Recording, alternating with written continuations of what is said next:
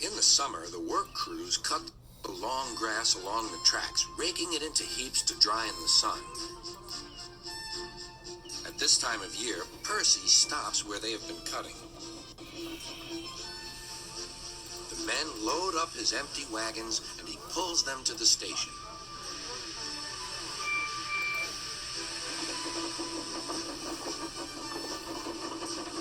Toby then takes them to the hills for the farmers to feed their stock.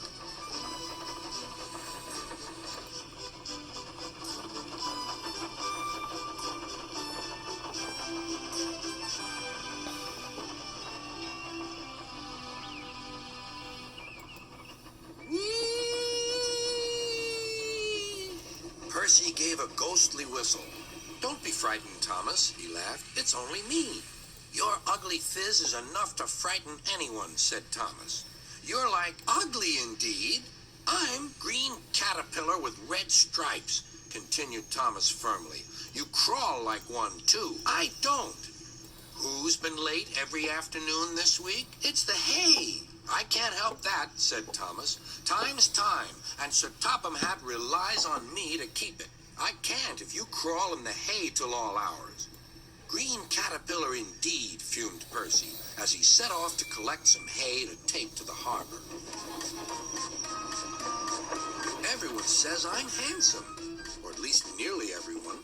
Anyway, my curves are better than Thomas's corners." "Thomas says I'm always late," he grumbled. "I'm never late, or at least only a few minutes. What's that to Thomas? He can always catch up time further on." "I'm always late," he grumbled. "I'm never late, or at least only a few minutes. What's that to Thomas? He can always catch up time further on." All the same, he and his driver decided to start home early. Then came trouble. All the same, he and his driver decided to start home early. Then came trouble.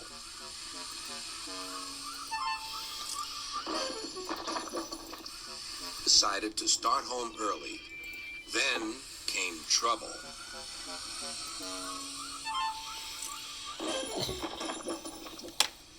A crate of treacle was upset all over Percy.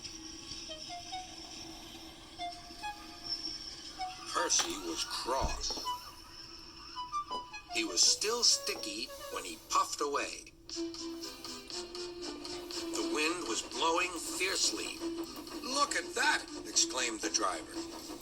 The wind caught the piled hay, tossing it up and over the track. The line climbed here.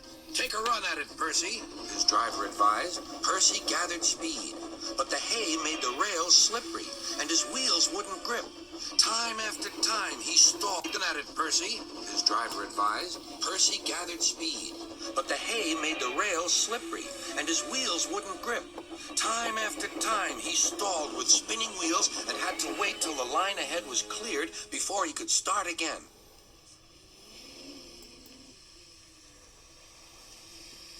Everyone was waiting. Thomas seethed impatiently. 10 minutes late. I warned him. Passengers will complain. And Sir Topham Hatt. Then they all saw Percy. They laughed and shouted.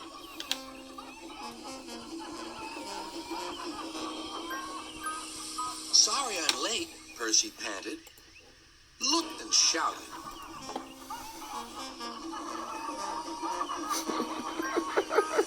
"Sorry I'm late," Percy panted. "Look what's crawled out of the hay," teased Thomas. "What's wrong?" asked Percy. "Talk about hairy caterpillars," puffed Thomas. "It's worth being late to have seen you."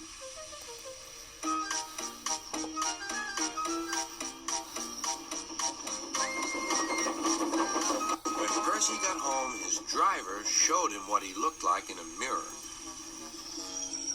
"Bust my buffers. No wonder they all laughed. I'm just like a woolly bear. Please clean me before Toby comes." But it was no good. Thomas told Toby all about it.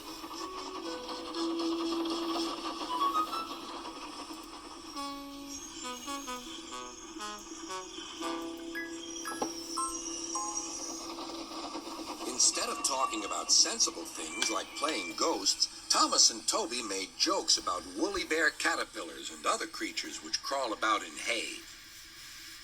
They laughed a lot, but Percy thought they were really being very silly indeed.